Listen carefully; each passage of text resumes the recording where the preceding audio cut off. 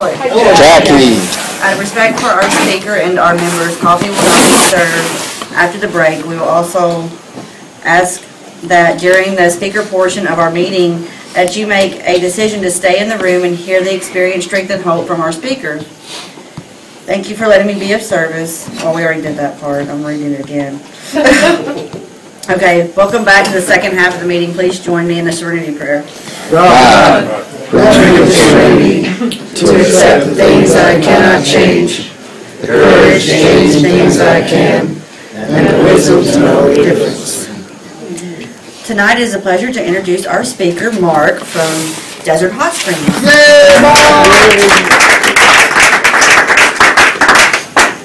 Hello everybody, my name is Mark and I am an alcoholic. And I'm very, very grateful to be here. It is an honor and a privilege to be asked to speak, and thank you, Angela, for asking me to speak tonight. I want to thank my sponsor, Grant, here for supporting me and being there for me. Since I moved here to Desert Hot Springs, I moved to Desert Hot Springs 2 years ago. I got sober on March 12, 2009 in Pasadena, California, and after a couple of years, I decided to move out to the desert because, just with sobriety, working the steps, trying to figure out how to work again in sobriety and how to live life, according to the principles was very challenging for me. I managed to stay sober and work some steps, and I moved out here, and I continue to work my steps with my sponsor, and I'm grateful that I have your friendship, and thank you for that, Grant. And I'm grateful for the people in these rooms. For all the meetings that I've ever been to, I'm always grateful for the people in those rooms, because if it wasn't for the people in these rooms, I wouldn't be sober. I don't know if I'd be alive. I don't know if I'd be in an institution, in a jail. I'm not sure. I don't know.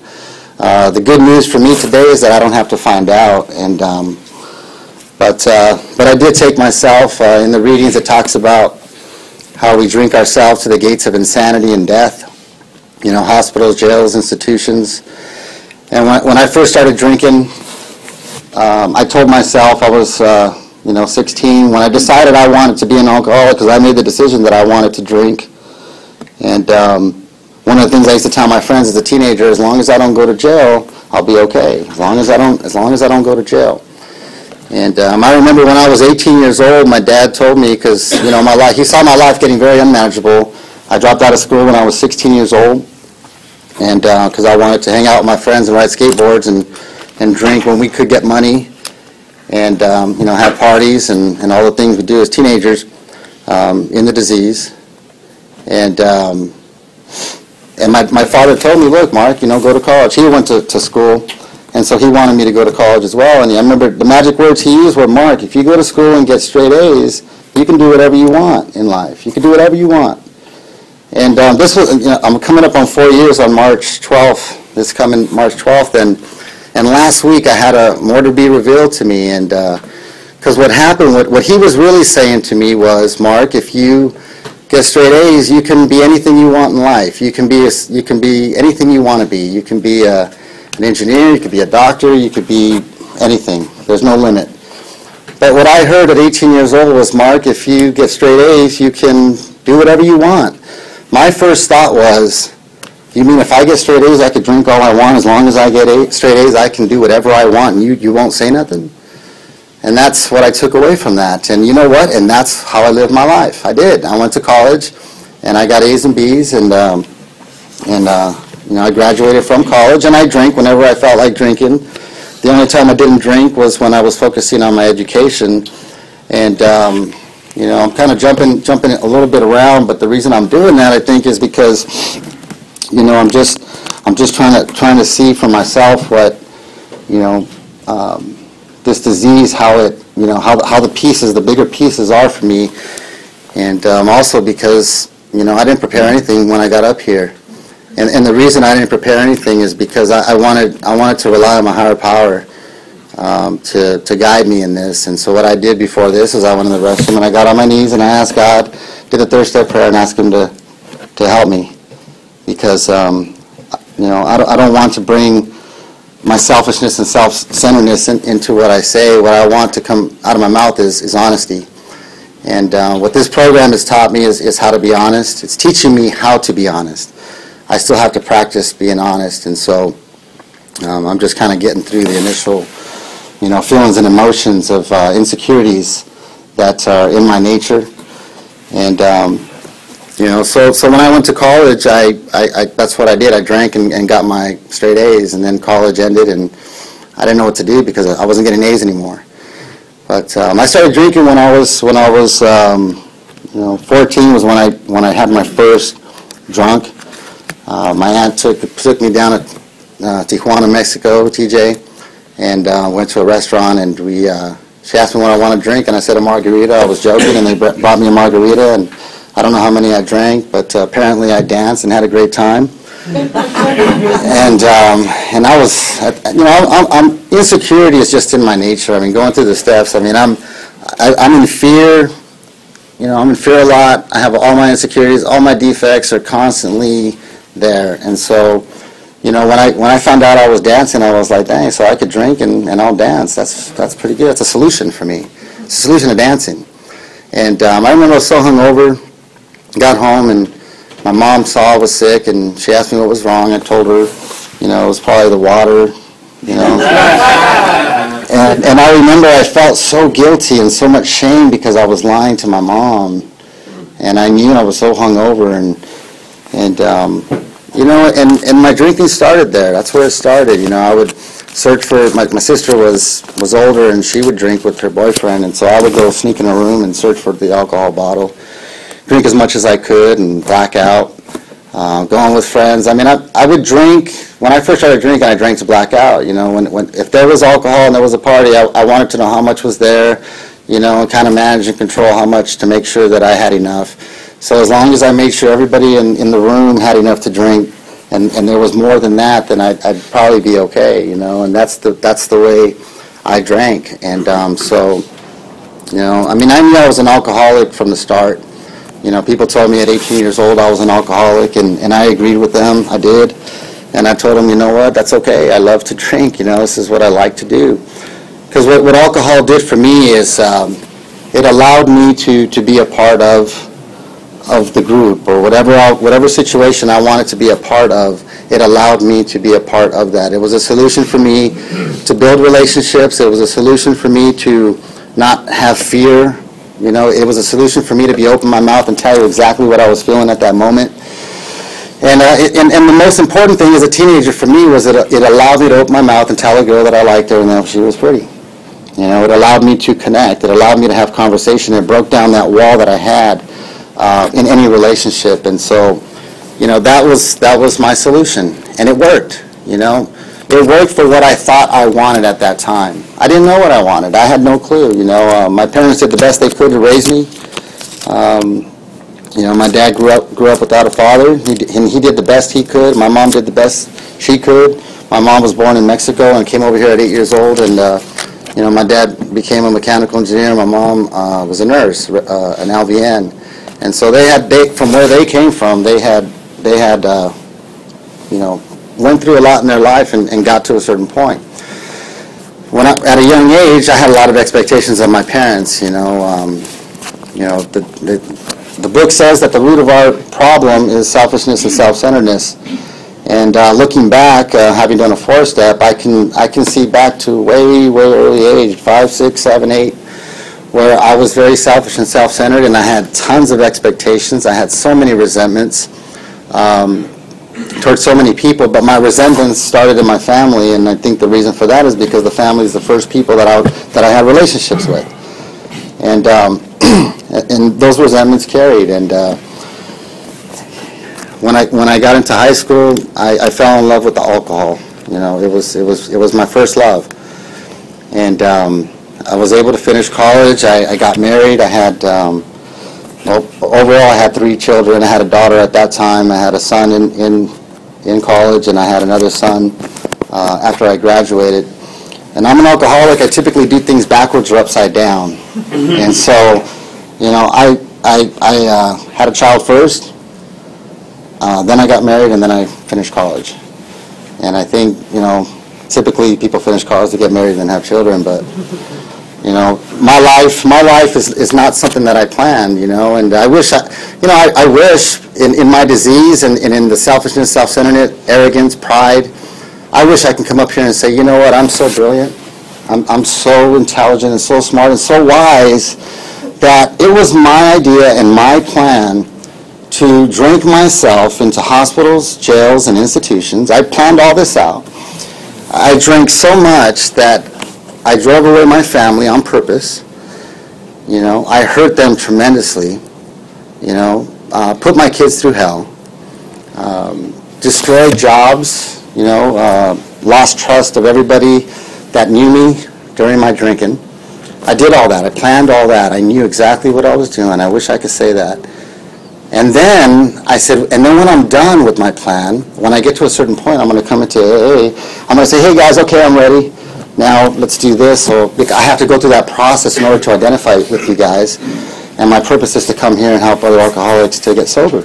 And then I'm going to get sober. My life's going to come back.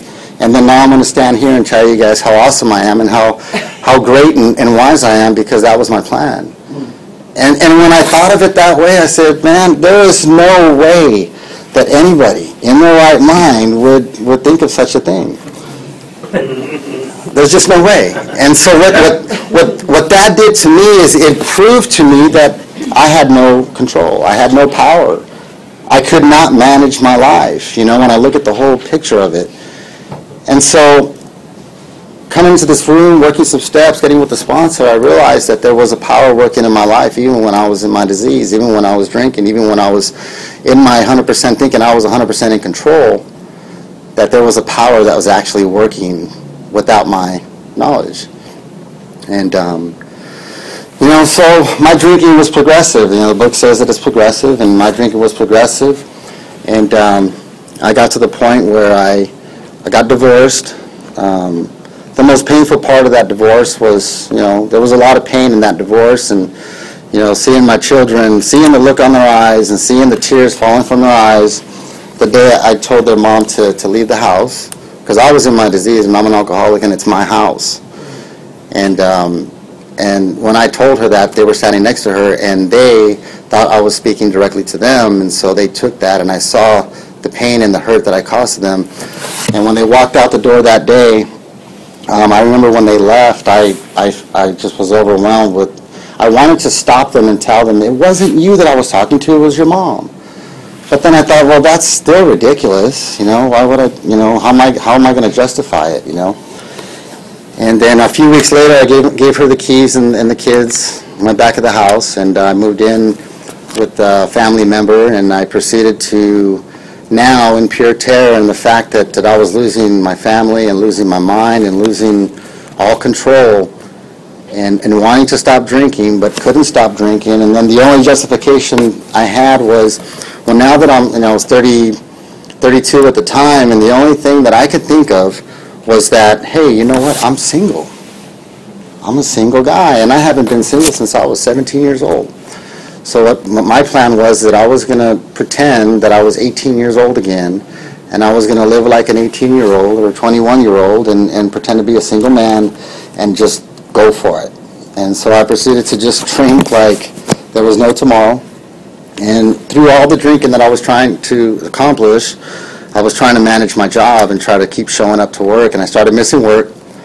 And you know, I worked for an oil refinery in Los Angeles. I had gotten my degree in chemical engineering, and I had a great career with a great company. And I started missing work, and they called me into the office and say, Mark, you know, what's going on? Are you okay? What's happening? And that proceeded to happen for a couple months, and finally they got to the point where they're like, Mark, you know, something's got to change. Something has to happen. And I told them I was sick, you know, and they gave me leave of absence. And for about 4 months. I think it's 2 to 4 months. I don't even remember. But instead of going and getting help and putting myself, coming to AA or going to a treatment center, I decided that it was a paid vacation, or paid, well, to me it was a vacation. And I proceeded to drink every single day, as much as I could, until 5 days before. And that's at the point where my ex-wife said she was leaving and that divorce was coming. And I lost it. And you know, in 5 days, I stayed sober for 5 days. went back to work. I stayed sober for about 2 weeks, and then started drinking again. And then about 3 weeks after that, they terminated me. And I lost, at that point, at that time, what I thought was my career. And so that was a devastation. So I lost my family. Now I've lost my career. And the only hope I had at that time was now I got unemployment, and I'm going to be able to drink as much as I can, as much as unemployment will allow me to drink. So it stopped me from going out to clubs and spending the $100 and $200 a night that I was spending. And it started to put me inside the house, and once in a while I'd go out, but I just tried to drink as much as I could. And, you know, the actions and behaviors that I took during that period, which lasted about 4 years, I ended up getting another job. I had the 4 years experience in the refinery and a couple of other years experience. So when I went to the next job, they paid me more money than what I was making at my last job.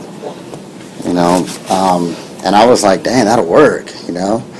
And so I'm going to do this right. I'm going to hang in there, and I'm going to do a good job. It lasted 6 months. They let me go for the same exact reason. Here I go again. So I went to the next job, and they actually increased my salary again.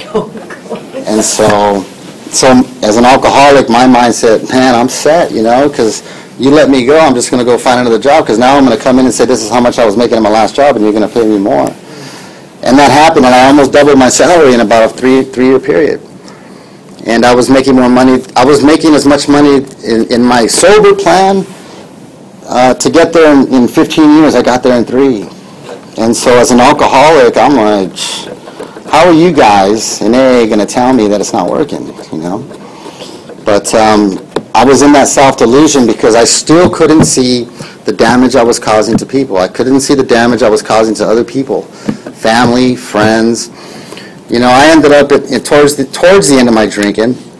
I ended up in a position where my family, you know, I had a home, but I wasn't allowed there either. You know, I know exactly. I was like, I know that one. You know, it's like knocking the door. Can I at least take a shower? You know, can I take a shower? Can I get a sandwich? You know, because the $5 I have in my pocket, I need to go buy some alcohol. You know, and that's the way it was for me. I had a car that I stopped making payments on. I had no registration. I had no license. I had a suspended license. I had a DUI that I didn't show up to classes. And I was driving to work and after work drinking and throwing the cans in the front seat because I just stopped caring. I did not care. And I got multiple DUIs. I ended up in jails multiple times.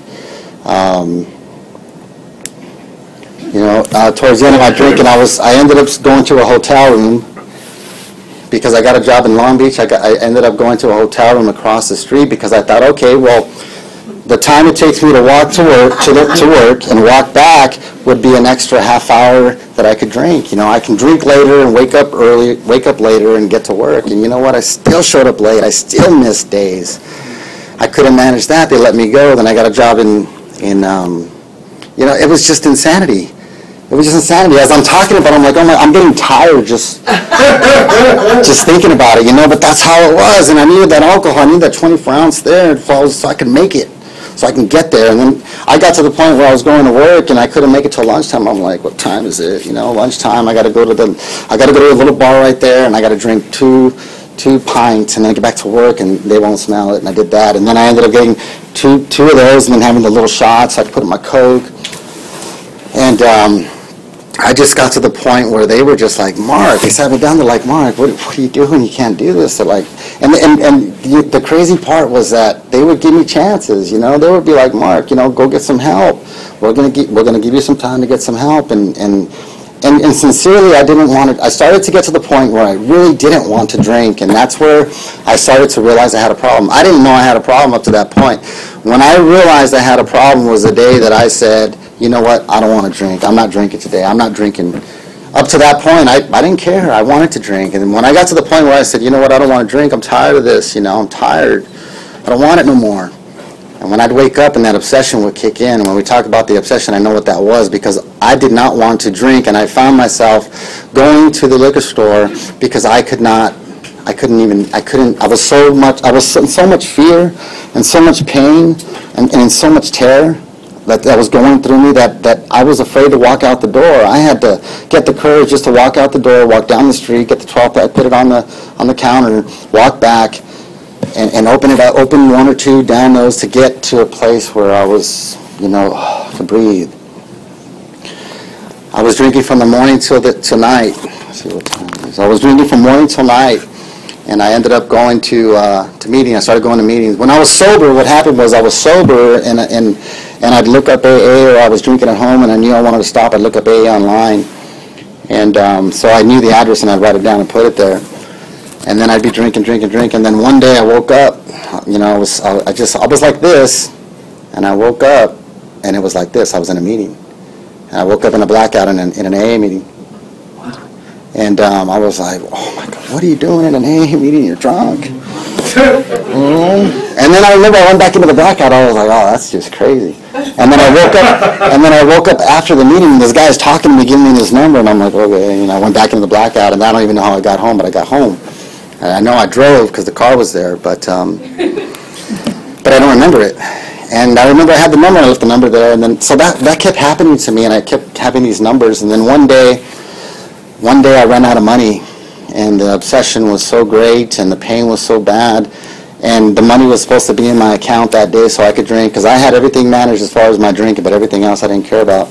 The money didn't get into my account that day, and I was going through so much internal pain and emotions and everything. I actually called one of the guys and said, man, this is where I'm at.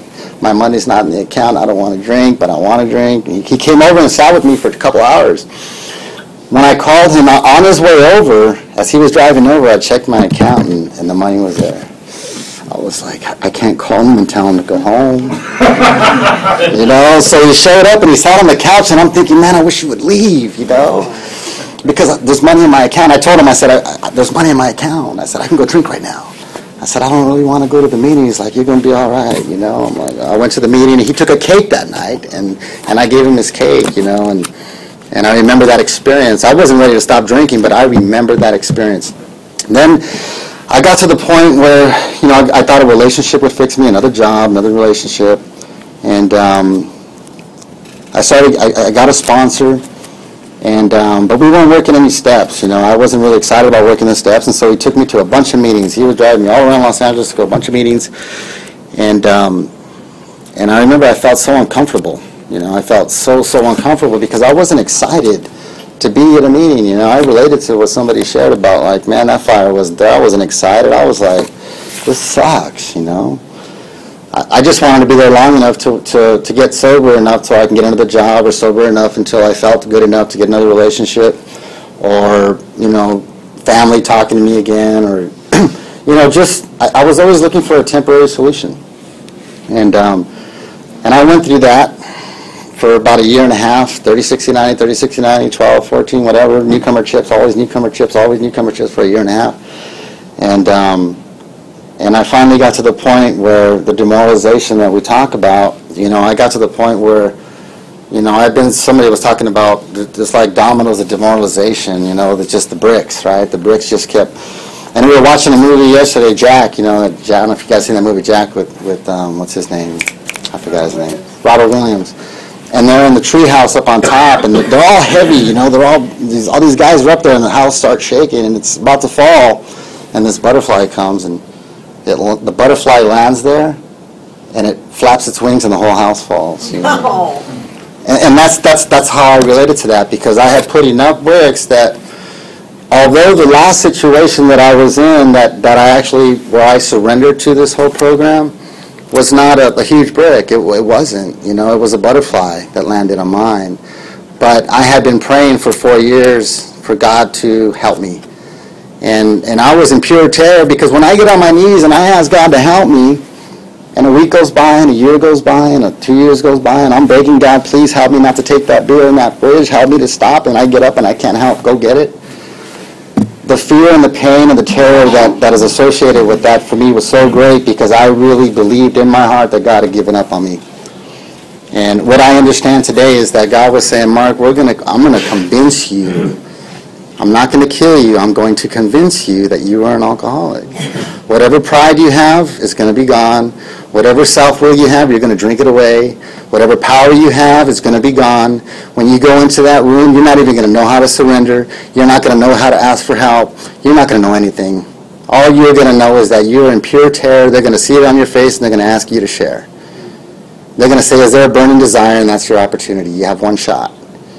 And so that's what I did. I had to get the courage to walk. I had to pray for the courage to walk out the front door. And then I had to sit in my car and pray for the courage to go into the meeting. And then I went to a meeting at 12 o'clock. I went to a noon meeting. I went to an 8:30 meeting, and then there was a 10 o'clock meeting.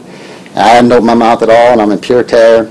And right at the end, I knew at the end I was going to go to the liquor store and drink because that's what I do. And is there a burning desire? And I said, my name's Mark, I'm an alcoholic.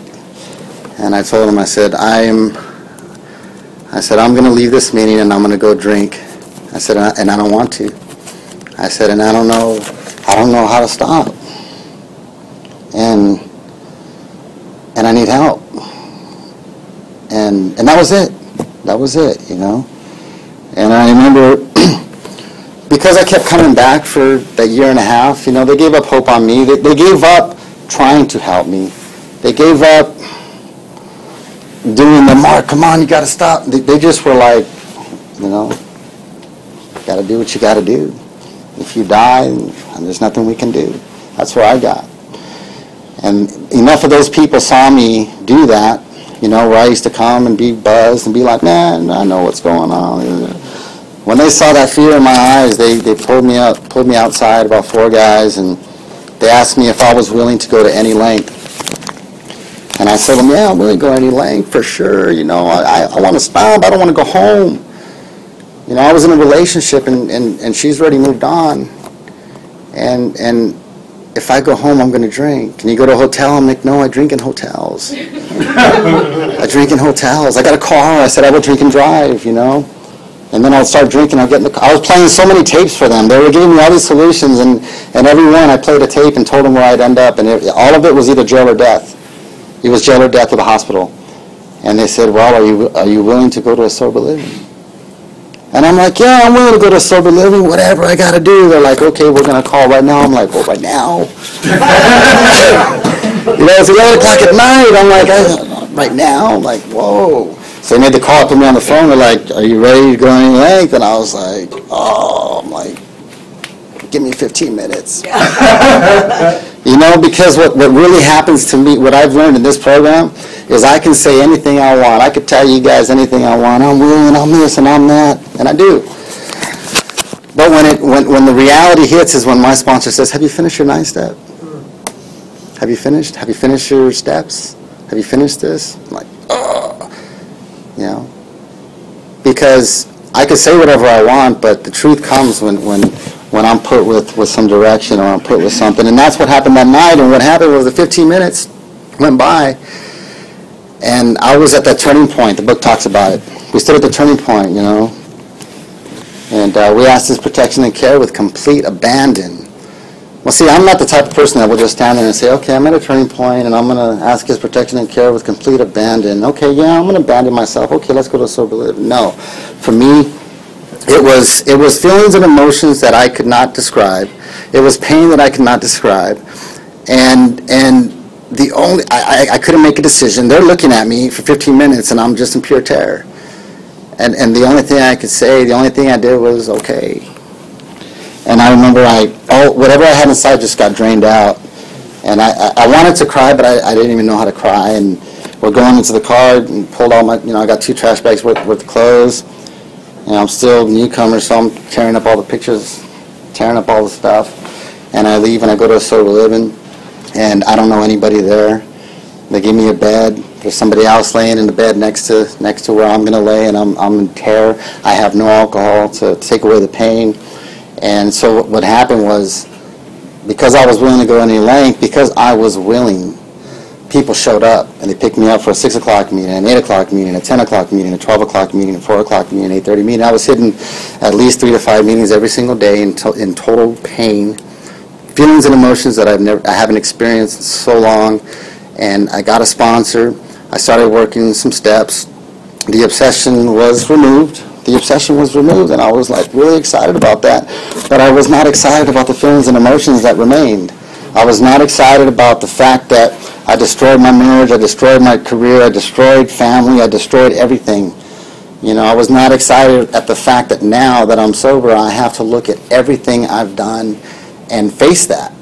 And it came all at one time, and I had to carry that with me to every single meeting. And I got a sponsor, and I worked my first step. He had me go through Bill's story.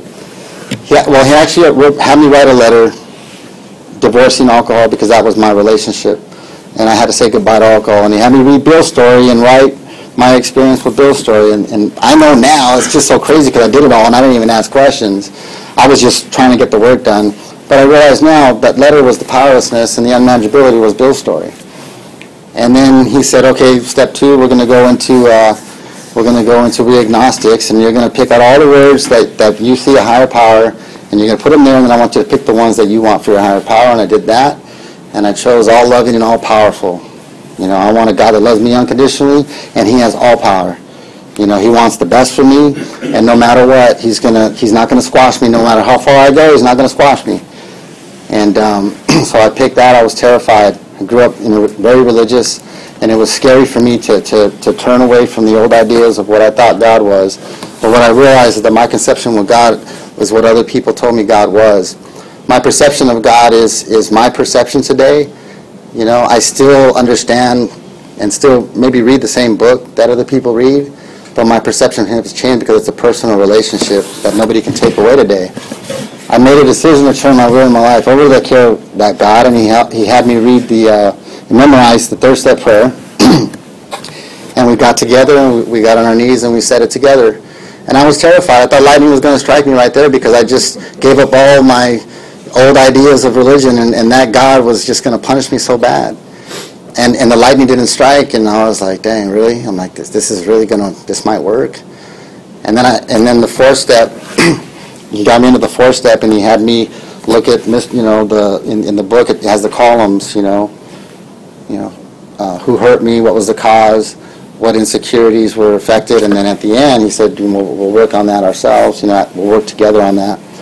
Once I finished that inventory, the moral inventory, and I was willing to do it thoroughly, and he told me, look, don't worry about sharing it with me, because look, here's the deal. If you do your fourth step and you do it all thoroughly, you still can make the decision to not share it with me. You don't have to share nothing with me. So just do it as though you're not going to share anything with anybody. And so I did. And then by doing that, I got to see who I was. I got to see, the pattern of my life. I got to see, how everywhere I went, I got a resentment. All the relationships I had a resentment. And I started to see how insecure I was. I was like, man, I'd be in relationships and women would tell me, man, you're so sensitive. And I'd be like, I'm not sensitive. I am not sensitive. You're so insecure. I'm like, oh my God. And then I'd have to drink to be like, all right, now what? Let's go out. Let's go see how insecure and how sensitive I am, and run amok. But I started to accept the fact that I was insecure. I started to accept this. So then I'm going to meetings, and now I'm insane in my mind, because I'm like, man, I am insecure. I'm like, I'm oh my gosh, And I started to see it as good news, and the reason I did is because now I understood why I was drinking. I understood why I was behaving the way I did, and I understood why I was so angry. And I got with my sponsor, and he helped me to see how selfish I was and how dishonest I was, and how inconsiderate I was to people, and how much in fear I really was. And I didn't think I was in that much fear, but man, I was in so much fear, it was ridiculous. And today I'm still in fear. I still live in fear. But what I've learned is the principle behind the fourth step is courage. And so I learned courage in the fourth step by being honest with myself. And in the fifth step, I learned what integrity was, and that's how to be honest, because to admit something, I have to be honest, and I can be honest with myself, with God, and another human being, and I practiced that. And then we looked at the sixth step, and I realized, and he showed me He had me go through the 6th step and the 12 and 12, because in the big book it's like this big. It's a real small portion. But if you do your 4th step, I guess thoroughly, because I'm learning this as I work with other people in the program, that then the 4th step, you can actually find your defects there and your faults and all that stuff. I'm like, damn, that's pretty amazing, But, so I had to go to the 12 and 12 and look at my defects, and I made a list of all my defects. And I started to see, man, you know what? I am so full of pride, it's ridiculous. I used to say, I'm not jealous. I'm not a jealous person. I'm probably like the most jealous person on the planet, Really, I'm like so sensitive, it's ridiculous. And envy, sloth, procrastination. When I'm drinking, they're just glaring. I'm like a porcupine, and every needle's a defect, and everywhere I go, I'm poking, and people are running. But in sobriety, what happens is as I'm acknowledging, and what happens in this process for me is I become very aware of my defects. So what happens is not only my defect there and the pain that's as a result of that defect, but what happens is now I'm aware and I'm looking at it, and now it's double the pain and double the fear, because now not only is the defect running, now I'm looking at it, and so I'm calling my sponsor, and I'm trying to just get through this. And that's about the time that I moved here, through circumstances with work, lack of money and stuff like that. But I didn't have fear, because as long as I stayed sober and kept connected with you guys, I'm going to be all right. There's meetings here. I got connected here immediately. I reached out my hand. I met Grant probably the first day. Built a relationship with him and other people in his rooms, and I got connected, I got a commitment, just did everything you guys suggested, and I got, and asked him to sponsor me and help me go through the 7th step. And the way he showed me how to do the 7th step, because what happens to me is my sponsor doesn't do it that way. You're showing me a different way. But then what I had to do was humble myself and say, no, I got to humble myself and trust. I have to trust. And so by doing that, doing the 7th step the way I did with Grant, I started to see how my defects were alive and active in the present day, and that was very tough, because it's easy to look at the past and say, oh yeah, I got all these defects, and man, I'm glad I don't do that no more. But to look at it in the present day, it's like, oh, I didn't want to believe I still had those that glaring.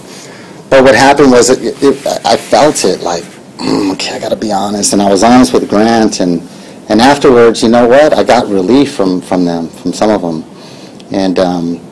And after 3 years, I was able to get a job back in my field. They called me out of the blue in the desert. There's jobs for chemical engineers, and there's no jobs here. And I was trying to find a job in LA. I got a call out of the blue for a job here in the desert looking for me. And I was like, really? I was like, are you kidding me? And I showed up for the job, and I looked online, and I saw the company symbols of pyramid. And I said, man, AA. AA. I said, I can't wait, I can't wait. So I went to the job, and they have, it's salt production, and so they have all these pyramids of salt, and there's pyramids everywhere, and I'm like, I even told the guy, you guys have pyramids, And they flew me out to Houston for the job interview, and I came back, and my boss, who's in Arkansas, flew out here to interview me and show me the facilities, and I'm thinking, man, I don't deserve this, but at the same time, people in this program are like, dude, just suit up and show up. Just suit up and show up. I'm like, they want to give me a company vehicle. I don't have my driver's license yet. Just suit up and show up. Let God work on the results. You just keep shooting up and show up. Wait till that door to close. Well, it turns out that they were willing to work with me. I called my boss and told him I got my license, but I'm in AA and I got a sponsor. I'm working my steps. Told him my sobriety date. Told him what I'm doing in the program, and he's like, I commend you for that. He's like, I know it's not easy to do that. And if you need any help from us, let us know. And we'll work around with you and your schedule. You can carpool with the guys. And you know what? I've been there for a year now. I came here with nothing. I came here with the same 2 bag of clothes I had. And I got my license back because it was suspended for a few years for multiple DUIs. Got my license back. And then I started looking for a car. I needed a car. And so I was going to start looking for a car. And a friend says, hey, you need a car? I was like, yeah, I need a car. He's like, my mom is selling a car. My first reaction was, a mom car? I'm like, I want a nice car, And he said, no. I said, well, we'll go check it out. So I'm willing, right? I'm willing. He opened the garage door, and it was this nice car. I was like, it was a car that I wanted when in the year it came out. It had the exact color, everything, and I was like, all right, I got you. I understand. And so it was a gift, And the price I paid for it was very low. Got the car, didn't have to look for the car. And I was able to get to work and take people to meetings and stuff like that. And then, my kids were with their mom. And then, I met Jackie, and we built a good friendship, and made the decision, talked to Grant, and got advice from different people, and she flew out here, number one for recovery, and that was the main thing. And as a result of that, we've developed a friendship, a relationship, and I ended up getting a house in Desert Hot Springs. My son, my 15-year-old son, has come to live with me. My 13-year-old son is asked to live with me this summer. He wants to play football in Desert Hot Springs. My daughter's in a sober living in Pasadena, where I got sober. All my friends that are in the program there, all wrapping around her and trying to help her out. It's up to her. It's up to her if she makes a decision to do it or not. But she has the opportunity there, and people love her there. And and they say that the world doesn't revolve around us, right? We think self-centered, right? Everything's around us. But December 21st, right, 2012 was a special day for me, because when I was drinking, I never thought I'd ever be in a relationship again, a successful one. I never thought I'd find somebody that I could love, or that could love me for the things that I've done. And that day, in which I believe, for me personally, that God aligned the whole galaxies, the planets, the stars, Milky Way, everything, lined it all up, perfect, for a moment, just for one moment. And I shared that in the room in DHS, and I got on my knees and I proposed to Jackie and asked her to marry me. And she said yes. And, today, coming up on 4 years, which I haven't had this much time in my life, all of this is brand new in sobriety, and going forward, I have no idea what's going to happen. I have no clue. I don't. But all I know is one day at a time. I keep coming to these meetings. I talk to this guy almost every day. I love this guy so much because he's just as crazy as I am, He calls me with insanity. And I'm like, oh, thank you, God. Thank you, I'm not the only one. Let me share mine, and we help each other out, and our relationship's based on the principles of this program, and we help each other to walk these principles. I help guys and I sponsor guys, that are willing, and if I give them direction and they do some work, then I show up. If they don't do the work, I ain't showing up nothing. I don't want phone calls. I don't want to hear about your job, your girlfriend, nothing like that. That's all your business. My business is to get you through the steps, and that's what my sponsor did for me, and it worked. But he told me, he actually told me, get into a relationship, Mark. And a newcomer, I hear in the rooms all the time, don't get in a relationship your first year. And my sponsor was like, get into a relationship. And I was like, dude, you're nuts. It doesn't make sense. And he told me, a relationship will make you do one of two things. It'll make you drink, or it'll make you work your program. And see, I had enough experience drinking in a relationship that I was like, dude, I ain't getting in a relationship right now. Because I was too scared. I never thought I'd be able to get in a relationship. But with the help of a sponsor, with the help of this program, with the help of these steps and the practicing of the principles, and real quick, before I go, he taught me he had me memorize what the steps were and the principles were. And he would test me all the time, and he taught me the principles. The first one, honesty. Second, honesty, hope, faith, courage, integrity. Integrity is 5. 6 is willingness. 7 is humility. 8 is brotherly love. 9 is justice. 10 is perseverance. 11 is spirituality, and 12 is service. So every step I take, it's like imagine a sound system with an equalizer, and when you come into the room, all the volume is down, all the levels are down, and all you hear is, and every step you take, there's more sound, more harmony to your life. And as you continue to work the steps and practice the principle, it all balances out so that the music that you play in your actions, in your life, in these rooms, will play a tune in another person that's in this room that you will connect with. And the book talks about the harmonious action. And as a result of doing that, one day at a time, I've been able to stay sober. I still have all my defects with me. I pray for God to remove them all the time because I hate them, I don't like them, and they cause me pain, and you know what, the pain is the price of humility, and it humbles me, and I have to call my sponsor and say I need help, and I have to get honest. My defects are a gift because they keep me honest. My defects are a gift because if I'm not honest with who I am, there's a drink waiting for me, and there's all that mess, all that demoralization out there that I don't want to go back to. My sponsor back in Pasadena always used to say, I do this so I don't have to do that. We all know what that is, so I do this, you know, and it works. And I'm grateful. My prayer in a relationship to my higher power was that I could be in a relationship with somebody that's working, that's going to any length in their program. And I can honestly say today that God has answered that prayer for me, one day at a time, and it's just been an incredible experience. And I just hope that me and the people around us and all of us can do this thing so we can help the other alcoholics that are still suffering out there that walk in that door. You know, the tradition, real quick, our common welfare should come first. Personal recovery depends on AA unity. Without the steps, we're not going to be united. We're going to be united in the steps. And if we can get that unity, we can have a greater impact to those that come into the door. So I'm thankful. You guys saved my life. Today was a rough day coming here, and all the things today was just insane. It was just crazy. I caused harm today. I called my sponsor and thought I was the worst person on the planet, and I was. And he told me, Mark, you made amends really quick. You took all the action you need to take. Or my sponsor in Pasadena, I tried calling Grant, and I called him because I just needed somebody right there. I'll talk to you after the meeting. Because that's how it works, you know. That's how it works. And